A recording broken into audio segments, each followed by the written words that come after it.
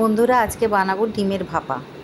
খুব চটপট রান্না হয় এটা এবং খেতে খুব সুস্বাদু। আমি 4টে ডিমের জন্য নিয়েছি 1.5 চামচ সাদা সর্ষে এবং 2 চামচ পোস্ত। পরিমাণ আপনারা আপনাদের মতন করে নিতে পারেন। এটাকে ভালো করে পেস্ট করে নিয়েছি। এতে 2টো কাঁচা লঙ্কাও আপনারা দিতে পারেন বা ঝাল যেভাবে খাবেন সেই পরিমাণে দেবেন। এর মধ্যে দিয়ে দেবো স্বাদ মতো নুন, একটু হলুদ গুঁড়ো, আর আপনারা লঙ্কাটাকে চিরে যেরকম ঝাল খাবেন সেই রকম পরিমাণে এখানে দিয়ে দেবেন এবং আগের থেকে সিদ্ধ করে ছাড়িয়ে রাখা ডিম সেদ্ধগুলোর গায়ে ভালো করে চিরে দেবেন যাতে মশলাগুলো ভেতর ঢোকে। এবার এটাকে ভালো করে ডিমগুলোকে মশলার সাথে মাখিয়ে প্রেসার কুকারে ভাপে দিয়ে দিন বা আপনারা কড়াইতেও বসাতে পারেন। 3টে সিটি হলে নামিয়ে নিন।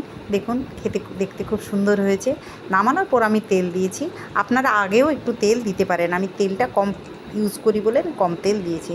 দেখুন দেখতেও খুব সুন্দর হয়েছে। বন্ধুরা, এই রান্নাটা করুন, করে খান। কেমন লাগলো লাইক কমেন্ট শেয়ার করতে ভুলবেন না। Thank you.